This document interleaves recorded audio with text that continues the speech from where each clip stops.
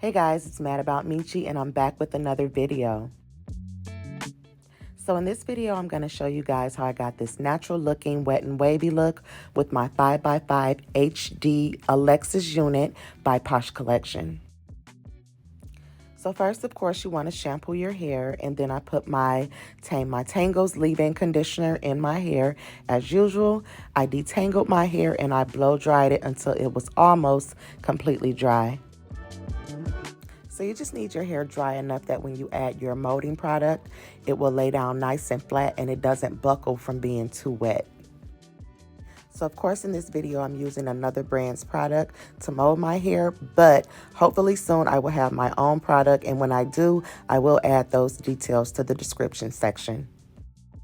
So one of my signature techniques when I am installing my wig units is I actually leave my edges out. I love leaving my edges out because this allows a more natural look. If you like to wear your hair behind your ears, or if the wind blows, you don't have to worry about seeing the actual weft on the wig. It'll have a natural effect.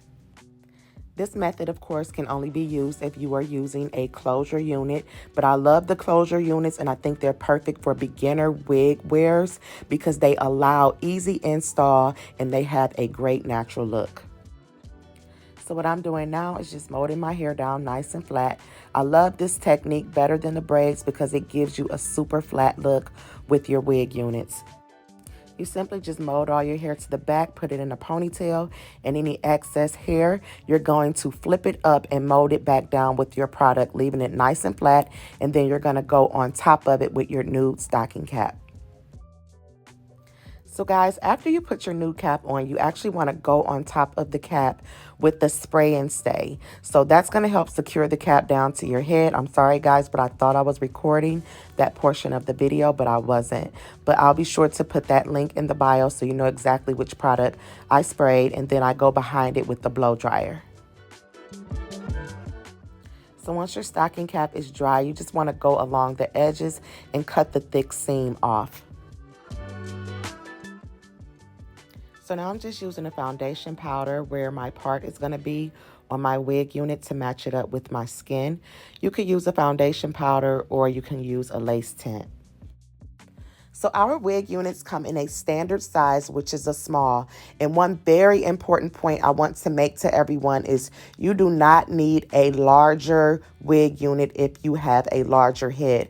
As you can see, I have a pretty big head and I am wearing a small unit. But once you tuck the combs in on the sides and in the back, that's going to help pull the unit down, which is going to allow it to lay nice and flat. If you purchase a larger unit, you're going to get a lot of buckling and it's going to go beyond your natural hairline, which is not going to give you a natural looking wig unit.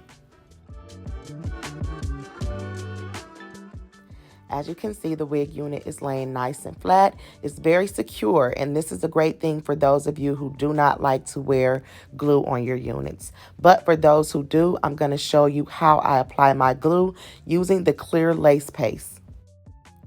A little goes a long way with this glue. I typically just do one layer. It goes on clear, so you don't have to wait for it to dry clear. I go behind it with the rat tail comb and just smooth it down nice and flat. You want to make sure you get it nice and flat because however your glue is laying is how it's going to look underneath your lace. And remember guys, you are always putting the glue on your forehead, not in your hair. So when you pull your wig unit down, you want to make sure you are lining up the hairline of the wig unit with where you applied the glue. Once the placement of your wig unit is where you want it to be, go on top of it with the elastic band or just some type of wrap to hold the unit down while the glue dries. So while your lace is drying, you can begin defining your part by using a liquid concealer. This is going to give your part a very clean appearance. Next, you're going to put the rat tail comb up against your part and you're going to spray it with a spray that matches your actual wig unit. This is going to give your part a very crisp look. As you can see, I'm super excited about this technique because it took me a long time to figure out when I over bleach my knots, how do I get that part to look perfect? And this is basically what stylists are doing. They're just simply going across the part with a spray, and that gives it that perfect look. So now I'm just using my wax stick. I usually use this along my hairline as well as along my part on both sides, just to give it a clean look and to eliminate any flyaways.